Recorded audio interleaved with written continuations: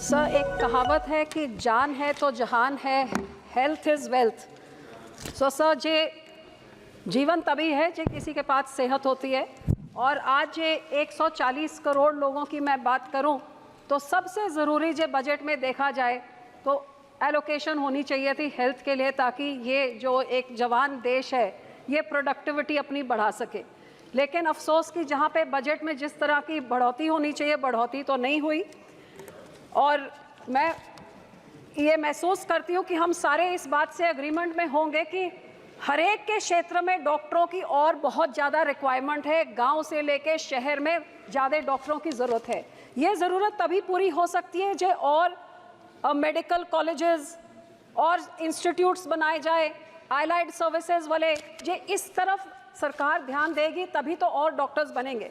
और मैं ये भी बेनती करूंगी कि जहां करोड़ों रुपए, हज़ारों करोड़ वेस्ट किए जाते हैं, कहीं पे बहुत बड़ा बुत बनता है उस पे हज़ारों करोड़ वेस्ट कर दिए जाएं, कहीं कुछ बन रहा है, बुलेट ट्रेन, बहुत अच्छी बात है। लेकिन जो आपने एम्स बनाए हैं, ऐसे कि आपने बढ़िया इंस्टीट्यूशंस बनाए हैं, तो फिर इधर कंजूसी हम क्यों करते हैं? जितनी सैंक्शनड ग्रांट है वो भी पूरी नहीं देते हैं, पैसे वहाँ के रोके हुए हैं। जिस तरीके से ये एम्स को आपको बढ़ाना चाहिए, हज़ारों करोड़ उनको तो सैंक्शन करके और देना चाहिए, ना कि सैंक्शन अमाउंट को भी रोकना चाहिए। सो मैं आपसे आग्रह करती हूँ आपके द्वारा माननीय मंत्री जी को कि एम्स बठिंडा, जो मेरा ख्याल आपके सबसे पहले एम्स जो 2016 में ऐलान हुए थे, 3 साल के अंदर ये एम्स बन गया 750 बेड का। रोज़ यहाँ पे राजस्थान, हरियाणा, पंजाब, सारे राज्यों के 2500 लोग ओपीडी में आते हैं। रोज़ वहाँ पे 40 इमरजेंसीज होती हैं, 2 मेजर नेशनल हाईवेज, 3 स्टेट के हाईवेज, 2 एक्सप्रेसवेज के बीच में। और आपको हैरानी होगी सर, 750 बेड का सुपर स्पेशलिटी अस्पताल, इतनी सारी हाईवेज। क्या आपको पता है कि यहाँ पे इमरजेंसी वार्ड में कितने बेड्स हैं? 28 बेड। सर, 28 बेड से वो हॉस्पिटल की ऑपरेशंस की रिक्वायरमेंट पूरी होएगी? ये 40 इमरजेंसीज की पूरी होएगी? किसकी होएगी? लगातार मैं कई सालों से मांग रख रही हूँ कि एक 300 बेड का ट्रॉमा सेंटर सैंक्शन किया जाए। एम्स बठिंडा भी मांग रहा है, लेकिन सरकार के कान में जूं तक नहीं। आज तक पता नहीं क्या कारण है, इतना बड़ा आपने हॉस्पिटल खड़ा किया, इमरजेंसी के वहाँ पे आप लगा दीजिए ट्रॉमा सेंटर 300 बेड का, ताकि उसका पूरा यूटिलाइजेशन हो। अस्पताल लोग भी मांग रहे हैं और वहाँ की जनता भी मांग रही है। दूसरा सर, जो छोटे छोटे पेंडिंग ड्यूज हैं, चाहे वो डीपीआर कॉस्ट में, नॉन डीपीआर, 1-1, 2-2 करोड़ क्यों आप रोक के रखते हैं? वो दे दीजिए। सर, आपको हैरानी होगी कि यहाँ पे मैन पावर भी अभी पूरा नहीं दिया है। ऑथराइज फैकल्टी में 150 से ज़्यादा पेंडिंग है। नॉन फैकल्टी में उसमें तकरीबन 1000 के तरफ पेंडिंग है। और सर, सबसे ज़रूरी, इतना बड़ा इंफ्रास्ट्रक्चर, मशीनरी पेंडिंग नहीं होनी चाहिए। मेरा क्षेत्र एक ऐसा है जहाँ इतना ज़्यादा कैंसर है कि मेरे यहाँ जब मैं MP बनी थी, एक कैंसर ट्रेन जाती थी, सिर्फ कैंसर पेशेंट से पंजाब से लेके उनको बीकानेर जाती थी। हमारी सरकार आई, हमारे कैंसर के अस्पताल वगैरह बनाए, चलो अब यहाँ पे इलाज शुरू हो गया। लेकिन इस बड़े सारे एम्स में सब पेट स्कैन की मशीन आज तक नहीं दी है। अब इतना ज़्यादा कैंसर की, एक कैंसर की ट्रेन वहाँ से जाए, लगातार कितनी चिट्ठियाँ लिखी है, मांग रखी है, कम से कम पेट स्कैन की मशीनरी तो दे दीजिए। 7% कैंसर के केसेस हमारे पंजाब में हर साल बढ़ रहे हैं। अरे गरीब को कितनी बड़ी मदद होगी? आपने दवाइयों में टैक्स हटा दिया, बहुत अच्छी बात, लेकिन मशीन तो आप दे दीजिए। और इसमें सबसे ज़्यादा पीड़ित औरतों, जिनका ब्रेस्ट और सर्वाइकल कैंसर सबसे ज़्यादा है, तकरीबन 23,000 डेथ्स हर साल होती हैं। सो ये मैं मांग करती हूँ। दूसरी sir, high and ICU ventilators. आपको हैरानी होगी, मेरी पूरी कॉन्स्टिट्यूंसी में किसी अस्पताल में एक वेंटिलेटर वाली एम्बुलेंस तक भी नहीं है, जो लोगों को नज़दीक के साथ में जहाँ पे भी उनको हेल्थ केयर मिल सकता है। सो इसे एम्स में high and ventilator for the hospital और एक एम्बुलेंस विद अ वेंटिलेटर।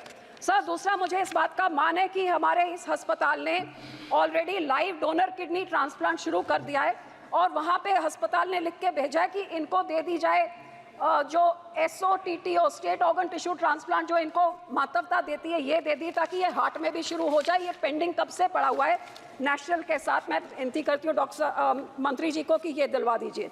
सब बाकी जो दूसरी चीज़ें हैं कि वहाँ पे डॉक्टरों के रहने का स्टाफ अकोमोडेशन अभी तक नहीं बना है, हॉस्टल में कमरे कम हैं, तो ये जब डॉक्टर रहेंगे नहीं कैंपस के अंदर तो इमरजेंसी के लिए अवेलेबल कहाँ होंगे और पेशेंट्स को बोलना पड़ता है। सो ज़रूर मैं बेनती करती हूँ इधर उधर पैसे खर्चने के बजाय जो प्रीमियर इंस्टीट्यूशंस आपने बनाए कम से कम उधर के पैसे आप पूरे करिए। सर दूसरी मैं ये मांग करूँगी कि पंजाब की स्टेट की सरकार अपनी आम आदमी की सियासत चमकाने के लिए और सेंटर की जो टसल रीब्रांडिंग हमारे नेशनल हेल्थ मिशन में करोड़ों रुपए आज बता रहे थे मंत्री जी भी कि कितने रुपए रोक दिए गए क्योंकि आयुष्मान भारत का भी जो स्टेट का हिस्सा होता है वो हमारी स्टेट की सरकार ने नहीं भरा तो लोग इसके लाभ से वंचित हो रहे हैं। और इसी तरह सर इनकी ब्रांडिंग की टसल में ये कहते हैं कि इसकी ब्रांडिंग पीएम जो भी योजना होनी चाहिए वो कहते हैं हम मोहल्ला क्लिनिक नाम देंगे। नाम की लड़ाई में लोगों की हेल्थ फैसिलिटीज खत्म हो रही हैं। सो मैं बेनती करती हूँ सरकार से पीपल शुड नॉट सफर। और मैं ये आम आदमी सरकार ने सर जो अपनी सियासत चमकाने के लिए पीआर एक्सरसाइज मोहल्ला क्लिनिक इन्होंने शुरू किए जहाँ पे सारे हेल्थ इंफ्रास्ट्रक्चर के डॉक्टर्स को लेके बैठा दिया और ब्लड टेस्ट होते हैं और उनको एक टेस्ट के लिए उनको 50 रुपए मिलते हैं डॉक्टर को। तो आप उनके टेस्ट से देखेंगे आपको लगेगा सारा पंजाबी बीमार पड़ा है क्योंकि एक इतना बड़ा करप्शन का ये केंद्र बन गया है। सो सर मेरी बेनती ये है कि ऐसे पैसे आप ना रोकिए जिससे लोगों का नुकसान होता है और ये पैसे पंजाब को दिया जाए क्योंकि ये इनकी लड़ाई में लोगों को सफ़र नहीं करना चाहिए।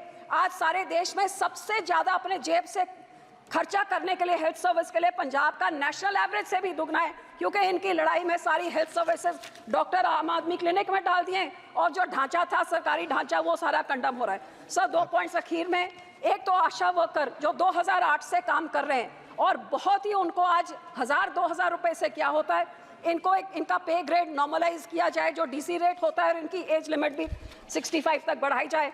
सर सरकार के मैनिफेस्टो में कहा था कि ये हर एक डिस्ट्रिक्ट में एक मेडिकल कॉलेज खोलेंगे लेकिन बजट में तो इसका कोई प्रावधान नहीं रखा। जिस तरह इस सरकार ने यह भी कहा था कोविड के बाद कि हर एक डिस्ट्रिक्ट में मेडिकल कॉलेज बनेगा लेकिन कोविड हुए तो 4-5 साल हो गए हमारे पंजाब में एक भी नहीं। सो सर मैं बेनती करती हूँ कि हमारे एम्स का एक सेंटर मानसा जो मेरे ज़िले में है उधर खोला जाए।